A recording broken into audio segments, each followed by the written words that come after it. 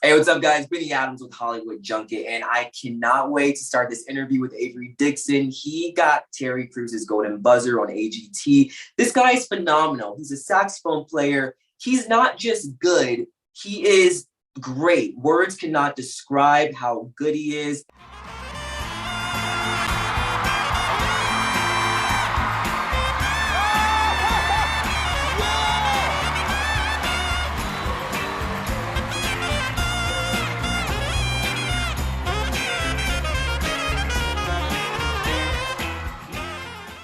Brought the crowd to tears, brought the judges to tears. How's it going, Avery?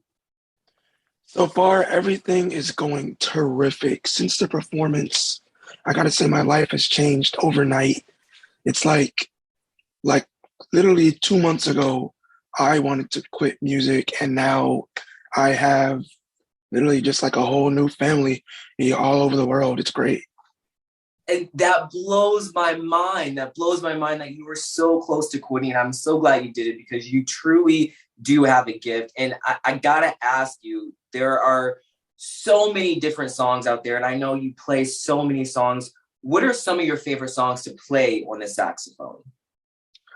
Um, my favorite songs to play, I'll limit it down to three of them.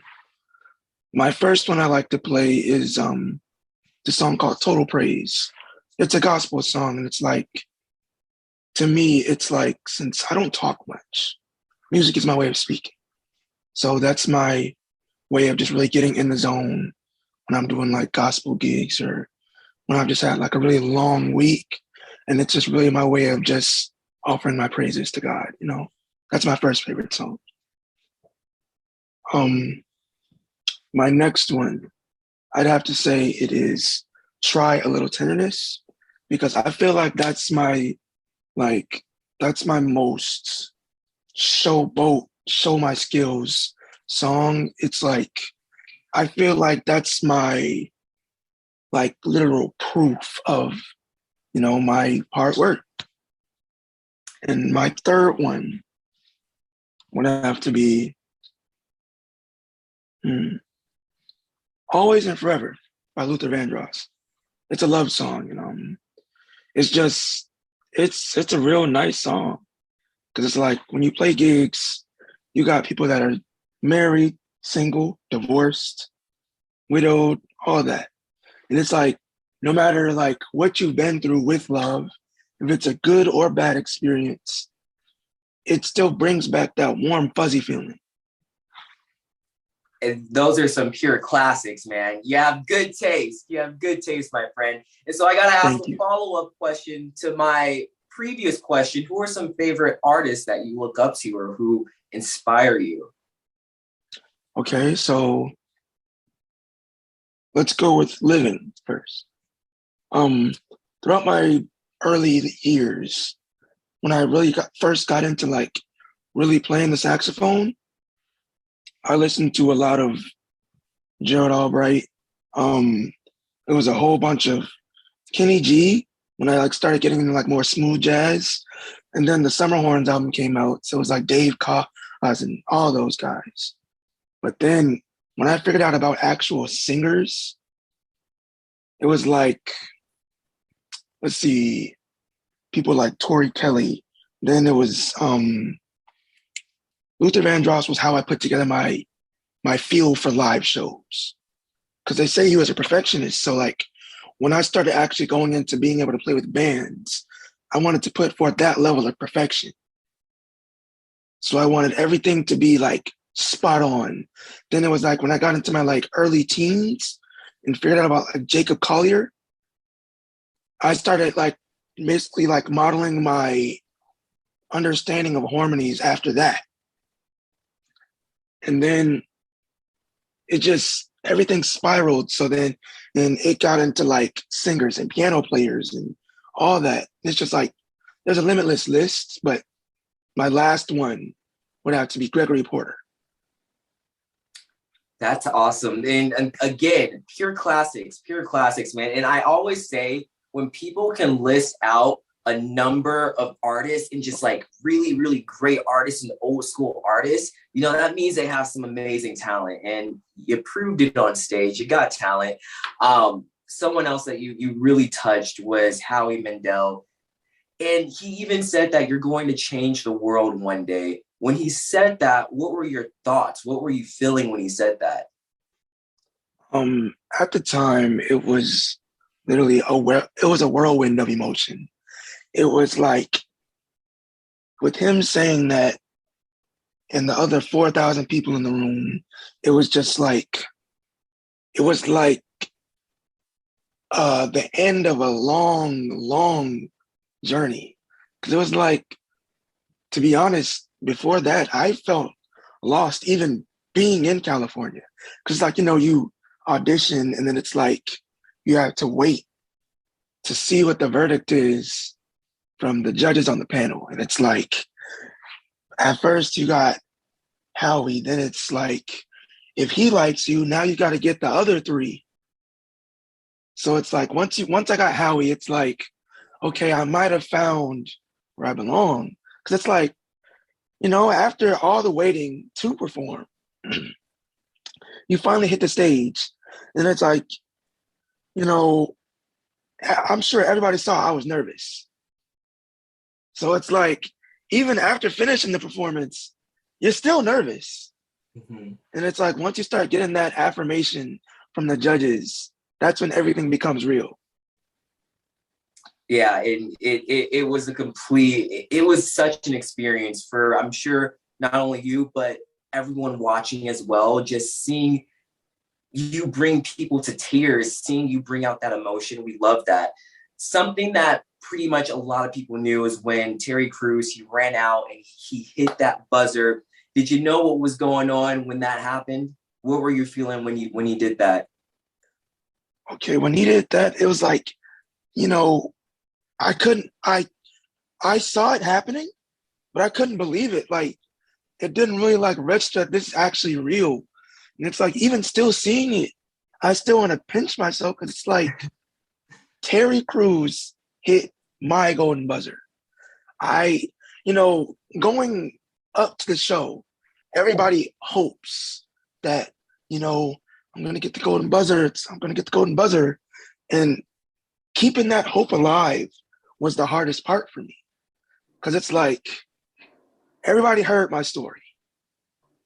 And it's like, everybody saw that even with me being there, until I hit that stage, I still didn't think I belonged.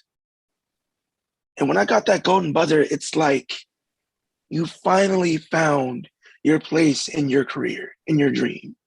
And somebody else's dream actually came true just watching the performance. So it's like, I still celebrate that moment. And I think I will for the rest of my life, because it's just surreal that that dream even came true. It was such an emotional moment, man. It got me teary-eyed just seeing you and seeing everyone. It was amazing. Did he give you any words of advice after that moment? He did. He told me that what a lot of people should hear right now is that you matter. Your life matters. Your gift matters. And it's just like, with him saying those words, I got you. There's so many other people that just need to know that not only do people have them, but God has them. And it's like, I think if people felt that same kind of love that we were able to reciprocate on that stage, that the world might be a better place.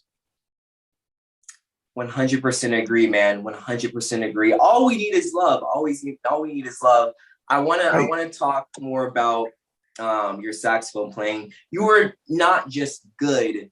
You're amazing. You're spectacular. You're phenomenal. How did you get to the level that you're at? Because I'm watching you. You're doing like the twists and turns while playing, and it really felt like someone was singing. Almost. It wasn't like, you know, I was hearing an instrument, I was hearing someone singing. How did you get so talented? Well, I come from a musical family.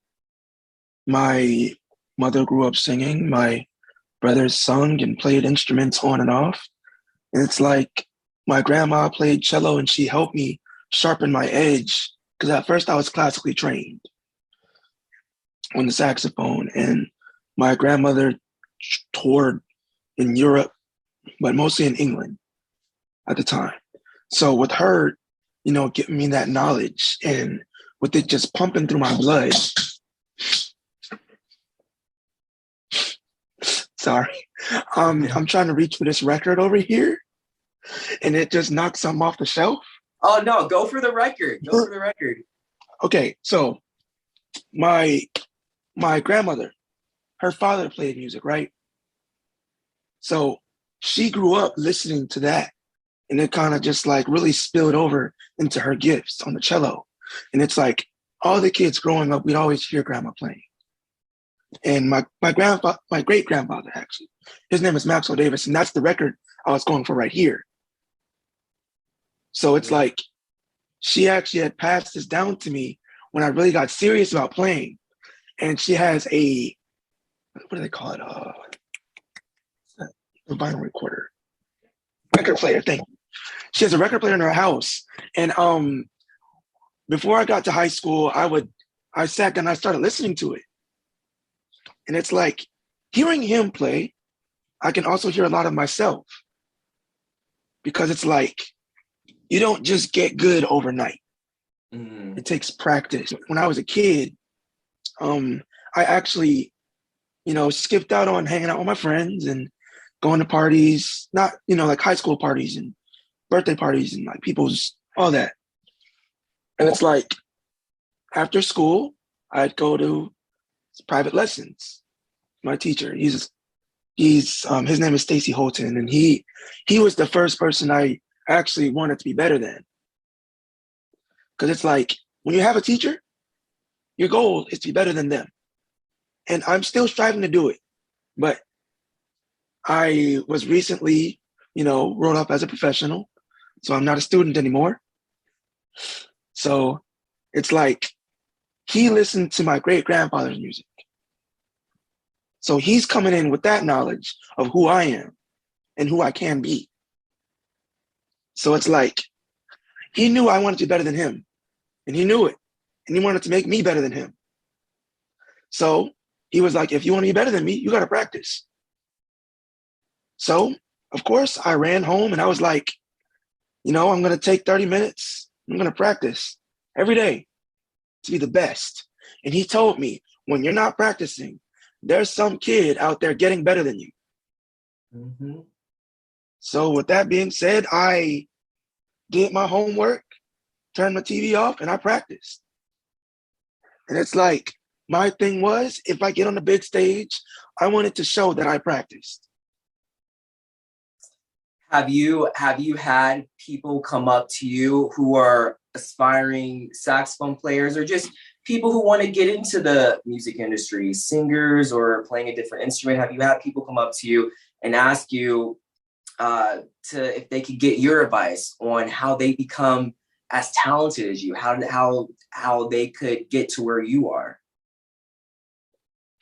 I have.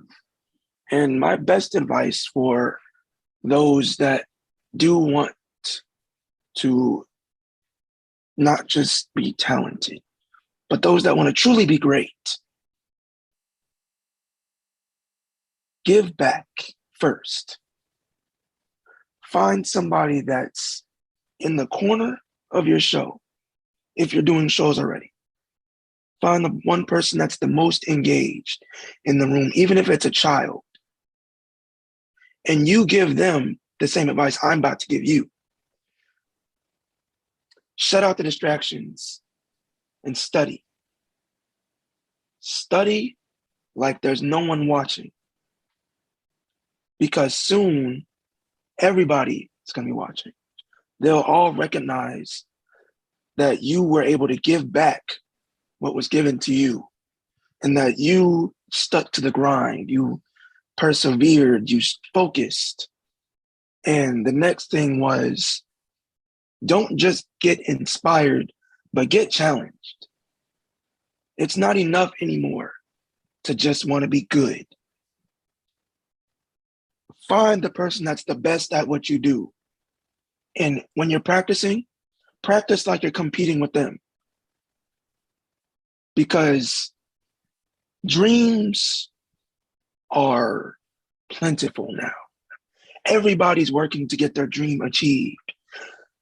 It goes to the person that works the hardest, not even the person that has the most following, not the person who's talked about the most. It goes to the one that's unnoticed, the one that's not around, the one that's focusing, the one that's striving, the one that's fighting to get this dream achieved.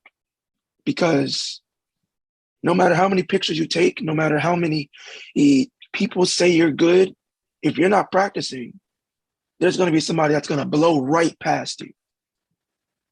Because let's face it, the world moves fast.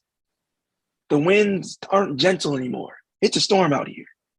And if you're not ready, you're going to get blown over and you're going to watch your competition run right past you. And you'll never catch back up if you don't practice. I can talk to you all day, man. Like you're amazing. And I just want to say real quick, because you had mentioned the bullying during your audition. And just from talking to you, I know 100% you had bullies. Those bullies saw something special in you. They see what we all see in you, that you have pure, amazing, rare talent. And there are some people who are they just don't like that for some reason. And they went after you. And that's why they're haters pretty much. And I just want you to know, I hope, and I'm sure you know this, that you are a very talented, very gifted young man. And I'm so glad to see you doing well. I can't wait to see more of you. And I think you're an amazing guy. Thank you so much for coming on and talking to me. Thank you for having me. Do you have social media that you can give to your followers so they can know what you're doing, so they can stay up to date with everything? All right. So my Instagram is Avery Dixon on Sax. That's AVERYDIXONONSAX with no spaces. And my Twitter is under the same handle. And if you'd like to get all the personal updates and everything that happens outside of music, feel free to just follow me on Facebook or TikTok. And just join along for the ride. Remember, you're not fans, you're friends. And my website is www.averydixon.com. You're amazing. You're amazing. Thank you so much, man. Like I said, I can continue to talk all day with you. My name is Benny Adams. You guys can follow me on social media at Benny J. Adams. All right, guys, and if you want to see more AGT content and more AGT interviews, make sure you subscribe to our channel, Hollywood Junket, where we have a plethora of interviews for you to enjoy. Also, make sure you like, make sure you comment. I'll see you guys later.